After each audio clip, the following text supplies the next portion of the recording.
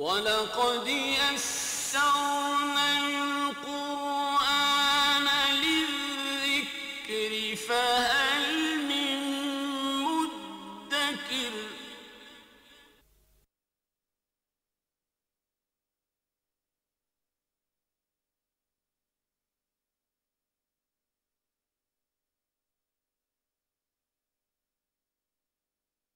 اعوذ باللہ من الشیطان الرجیم بسم اللہ الرحمن الرحیم وَإِذَا حَضَرَ الْقِسْمَةَ أُولُو الْقُرْبَى وَالْيَتَامَى وَالْمَسَاكِينُ فَارْزُقُوهُم مِّنْهُ وَقُولُوا لَهُمْ قَوْلًا مَّعْرُوفًا وَلْيَخْشَ الَّذِينَ لَوْ تَرَكُوا مِنْ خَلْفِهِمْ ذُرِّيَّةً ضِعَافًا خَافُوا عَلَيْهِمْ فَلْيَتَّقُوا اللَّهَ وَلْيَقُولُوا قَوْلًا سَدِيدًا صدق اللہ العظیم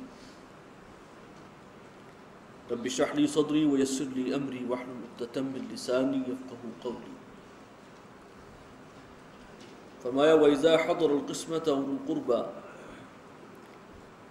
اور جب وراثت کی تقسیم کے وقت حاضر ہوں، موجود ہوں رشتہ دار، وَالْيَتَامَى وَالْمَسَاكِينَ، اور اس وقت کچھ یتیم اور مساکین محتاج بھی آ جائیں، فَارْزُقُوهُم مِّنْهُ، تو اس میں سے ان کو بھی کچھ کھلا پلا دو، یعنی کچھ حصہ ان کے لیے بھی نکال لیا کرو، مسکینوں کے لیے، یتیموں کے لیے.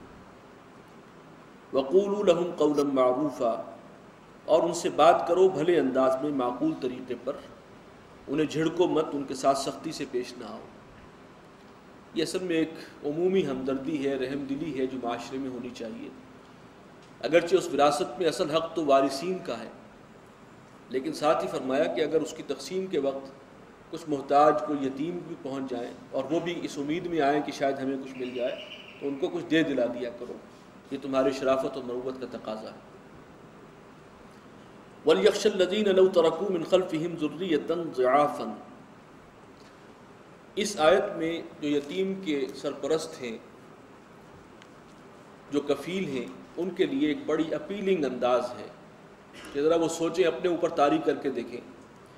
وَلْيَخْشَ الَّذِينَ لَوْ تَرَكُوا مِنْ خَلْفِهِمْ، اور چاہیے کہ ڈریں وہ لوگ کہ اگر وہ چھوڑتے اپنے پیچھے اولاد، ذُرِّيَّةً ضِعَافًا، کمزور ناتواں اولاد، کچھ چھوٹے بچے اگر ان کے یتیم ہوتے، ان پر موت آئی ہوتی اور کسی اور کے وہ زیر کفالت ہوتے، اس کے بچے، خافوا علیہم، تو اسے کیسا اندیشہ ہوتا اپنے بچوں کے بارے میں، مرتے وقت اسے کتنا خیال ہوتا ہے کہ میرے بچوں کا پیچھے سے کون دیکھ بھال کرے گا، کون ان کے سر پر ہاتھ رکھے گا.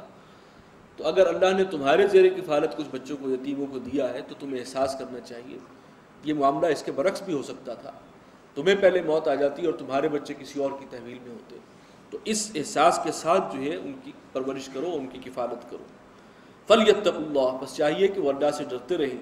وَلْيَقُولُوا قَوْلًا سَدِيدًا، اور چاہیے کہ بات کہیں بالکل سیدھی اور صاف بات. ان الذین یأکلون اموال الیتامی ظلما، بے شک وہ لوگ کہ جو یتیموں کا مال ہڑپ کرتے ہیں ناحق طور پر، کوئی بھی طریقہ نکال لیں یتیموں کا مال کھانے کا. کچھ تو قرآن مجید نے کچھ تو معین کر دیا، اس طرح نہ کرنا، ایسے نہ ملا لینا، ایسے گڑبڑ نہ کرنا، اس کو جلدی سے ختم کرنے کی فکر نہ کرنا. اس سب کے باوجود کوئی اور تیسرا چوتھا حربہ نکال لائے یتیم کے مال کو ہڑپ کرنے کا. فرمایا جو بھی کرے گا، جو بھی زیادتی کرے گا، انما یاکلون فی بطونہم نارا، وہ سمجھ لے کہ وہ اپنے پیٹ میں آگ بھر رہا ہے. یہ آگ ہے جو قیامت کے دن ظاہر ہوگی. وسیصلون سعیرا، اور عنقریب پھر اس آگ میں وہ داخل بھی ہو جائیں گے. یوصیکم اللہ فی اولادکم، یہ قرآن مجید کا وہ رکوع ہے جس میں وراثت کی تقسیم کا پورا ایک نظام ہے، پورا فارمولہ ہے. اور یہ اتنا جامع ہے یہ رکوع کہ اس کے اندر جو باتیں آئی ہیں، اس کو اگر کھولا جائے تو ایک بڑی ضخیم کتاب بن جائے. قانون وراثت، سارا قانون وراثت اس کے اندر موجود ہے. اور یہ ایک اسپیشلائز قسم کا شعبہ ہے، شعبہ علم، کہ اس میں بہت سے لوگ ہیں جو علماء میں سے بھی جو خاص اس شعبہ علم میں خصوصی مہارت حاصل کرتے ہیں. یہ کافی ایک پیچیدہ اور دقیق فن، لیکن اس کے تمام اصول جو ہیں وہ اسی رکوع کے اندر موجود ہیں. فرمایا یوصیکم اللہ فی اولادکم، اللہ تعالیٰ ہدایت کرتا ہے تمہیں، حکم دیتا ہے تمہیں تمہاری اولاد کے بارے میں، للذکر مثل حظ الانثیین، ایک اصول تو یہ ذہن میں رکھو کہ مرد کے لیے حصہ ہے دو عورتوں کے برابر، یہ ایک اہم اصول جو بہت جگہوں پر اپلائی بھی ہوگا ابھی۔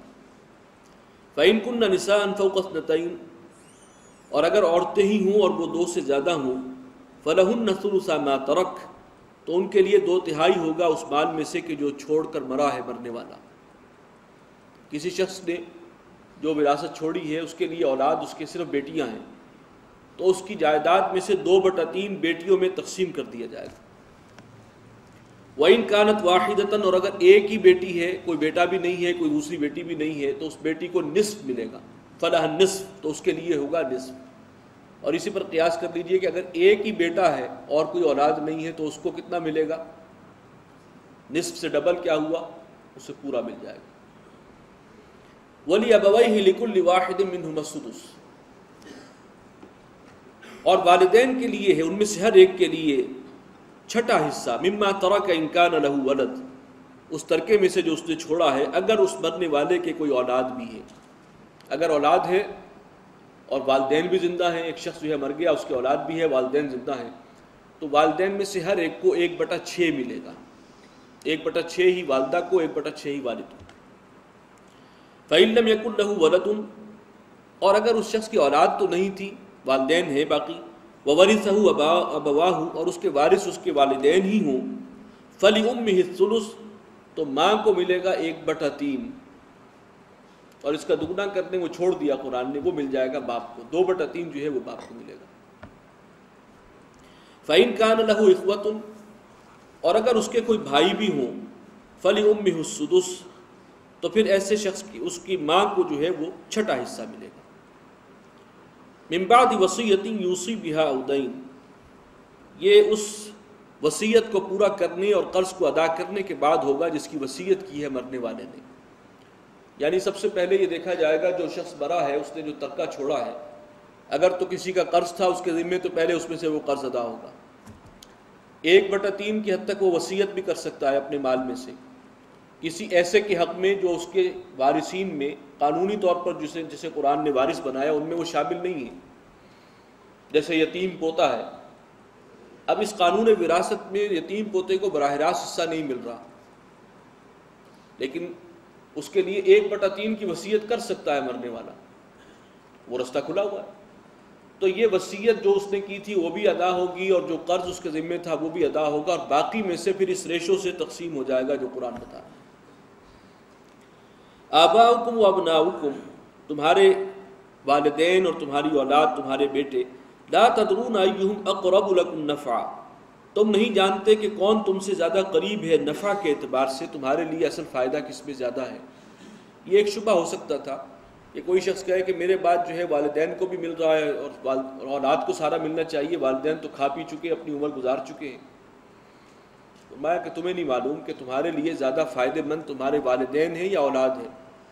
اولاد اگر جو ہے ناخلف ہوئی اور وہ غلط راستے پر ہوئی وہ تو تمہارے لیے وبال جان بنے گی آخرت میں، اور والدین تمہارے حق میں دعائیں کر رہے ہوں تو وہ کام آئیں گی وہاں پر، تمہیں نہیں معلوم، اور تم سمجھتے ہو کہ یہ سب میری اولاد کو ملنا چاہیے۔ قرآن نے اگر والدین کا حق رکھا ہے تو بلا وجہ نہیں رکھا۔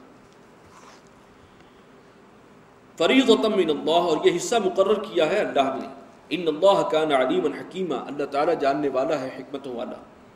وَلَكُمْ نِصْفُ مَا تَرَكَ أَزْوَاجُكُمْ، اور تمہارے لیے ہوگا آدھا مال اس میں سے جو تمہاری بیویاں چھوڑ کر مریں۔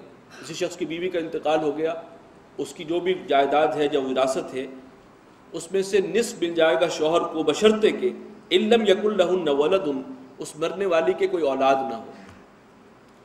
فَإِن كَانَ لَهُنَّ وَلَدٌ، اور اگر ان کی اولاد ہے، بچے ہیں، فَلَكُمُ الرُّبُعُ، تو تمہارے لیے یعنی شوہر کے لیے اب نصف نہیں ہے بلکہ چوتھائی ہے، مما ترکنا، اس میں سے کہ جو وہ چھوڑ کر مری ہے، من بعد وصیۃ یوصین بہا او دین، وصیت جو اس نے کی ہے اور جو قرض ہے اس کو ادا کرنے کے بعد۔ وَلَهُنَّ الرُّبُعُ مِمَّا تَرَكْتُمْ، اور اگر تمہارا انتقال ہو جائے اور تمہاری بیوی ہو تو اس کے لیے چوتھا